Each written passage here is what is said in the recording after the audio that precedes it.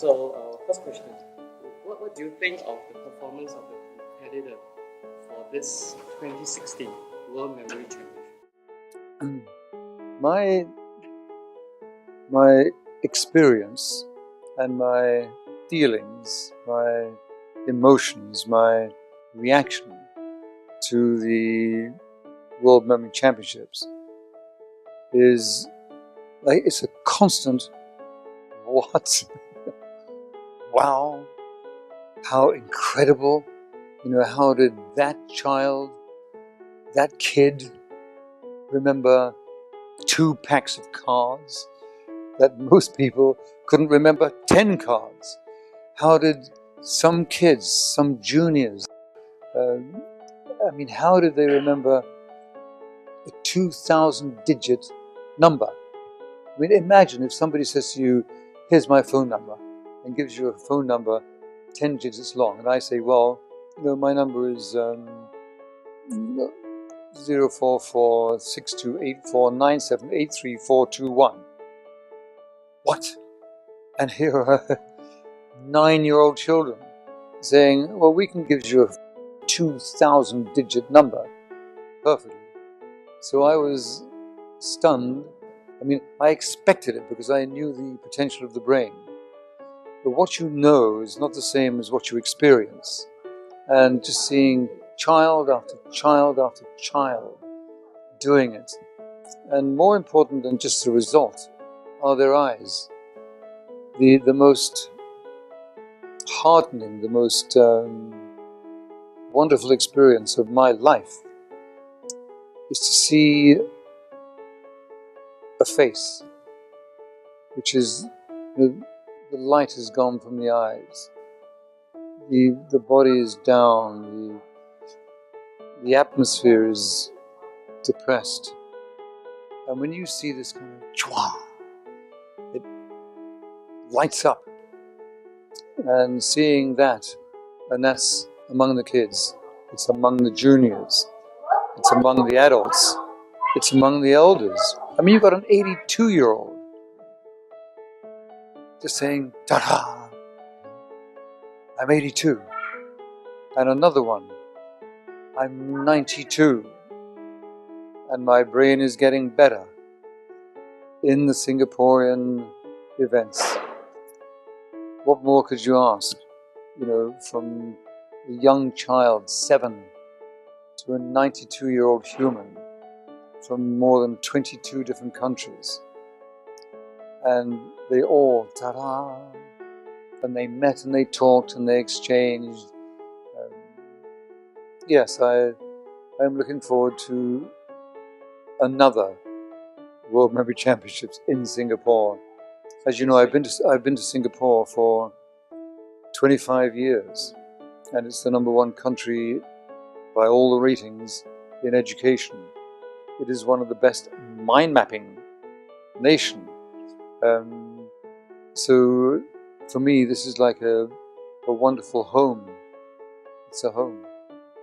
I could go on all night.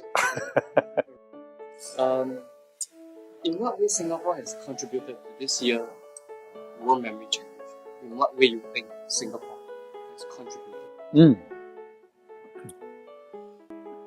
Singapore has contributed to the World Memory Championships by supporting it. Every year the World Championships are a big event. Thousands of people are involved. Global travel. All the top people around the world who are the main World Memory Sports Council members. People like Grandmaster Raymond Keane, Prince Marek Kaspersky, a prince and his princess, Katrina, come, because they sponsor it with them, they patronize it, is probably an even better word. Phil Chambers, the top arbiter around the world, the mind mapping champion, he's here. Chris Day, an organist, like a professional organist, and an author, and a publisher, and a mind mapper, and a memorizer, who runs the websites. And Singapore says, we will support that. So a lot of time, money, energy, passion, and they gave all of that, and they gave food, they gave aeroplanes, they gave beds, they gave rest, they gave entertainment, they gave culture. So I think one could say Singapore deserves being number one in so many places. Really a wonderful, wonderful country. And how many people in Singapore, when it started, nearly 50 years ago? 200,000. No oil, no gold, no forest, no fishery, no mineral, nothing in the audit. Nothing. And where was all the wealth? Right there. And Singapore, as a nation, realized that and invested in it. And I am extremely proud of Singapore, because what an example for the future of the human race. And investing in the World Memory Championships, and Dr. Tang and all his committee and his friends and all the arbiters given, it was a gift to the future of the world's memory.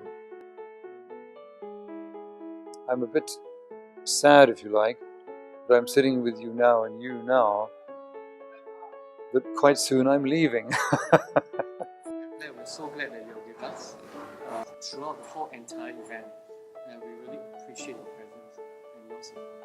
So I think it's a lot of encouragement to all of us that we find that our effort, the time we put in is all worth it. More than worth it. I mean, the energy that people have put in will change their lives. Because when you give a lot, when you really give, you get more back, even when you're not asking for it. When you really give, the universe says, thank you. and the other wonderful item was that the artist Lorraine Gill, who had come to Singapore, a globally known top artist, ranked as like the new female Picasso, and she comes to Singapore, loved memory, loved mind maps, and was inspired by the orchid. And she came back to Singapore having painted an orchid. When you look at it, you actually don't know what it is. And then when you look at it, you think, oh, and then you see it. And you say, oh, it's that. And you look at it again, so it's transformed into something else. And then suddenly it becomes holographic. And then it goes straight out into your face, and then goes into the cave. I noticed the way she used the colors. Yes. Great contrast. Yes. But yet at the same time, there's a depth, and it allows you to think and to imagine. Exactly. So I am giving you the blue and magenta, and the orange, red, and the green to you, for all of you. It's a gift from Lorraine Gill. And coincidentally, she contacted me today, and she was saying, tell me more about Singapore. And she did not know that her painting was being given to the gold medal winners. And she still hasn't seen that. So by tomorrow, she will go, what? So it's a wonderful relationship of culture, creativity, different nations, and again, the future of the human race. And it all depends on, and this as well. And in Singapore, this week, I'm very happy, very happy.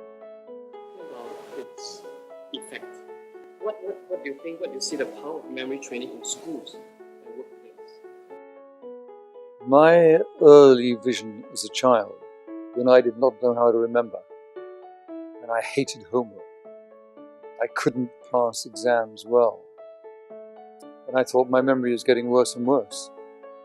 But when I began to discover that when I trained it well, my memory kind of it expanded, I thought, if I can do that, and when I start the World Memory Championships, and I've written my book on it, then everybody can do it.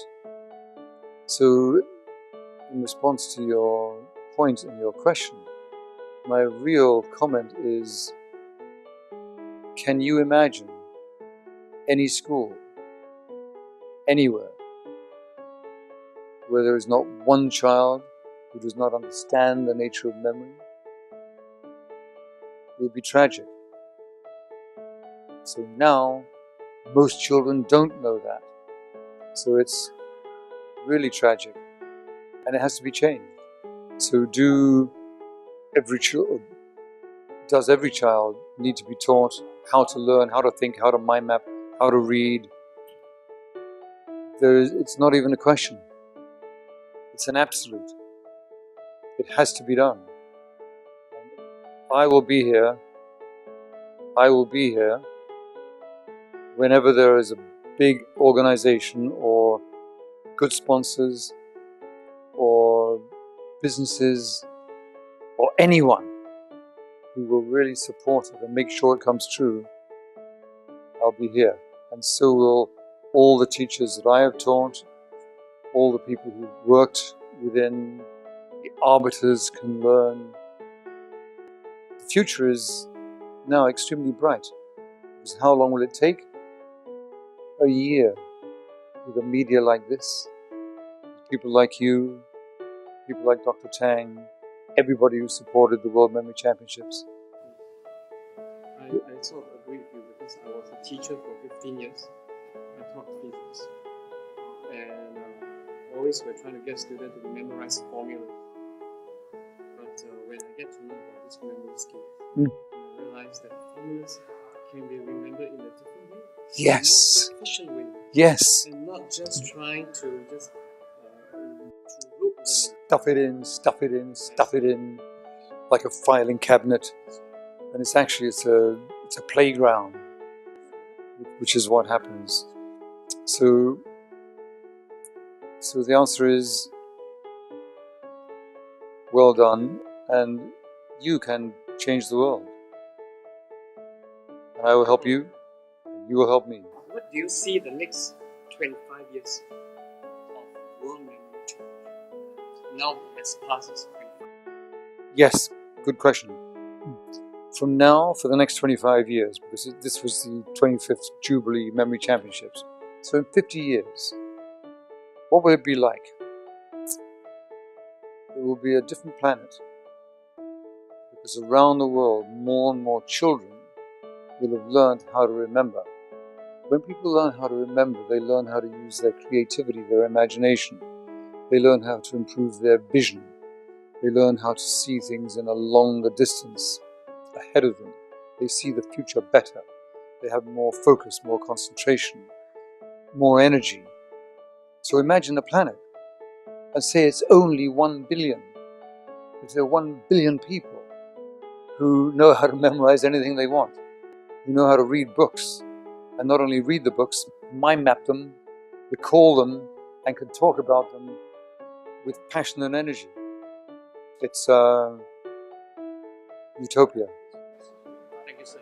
Thank you, sir. Thank you. Thank you for Keep it coming. Keep it coming.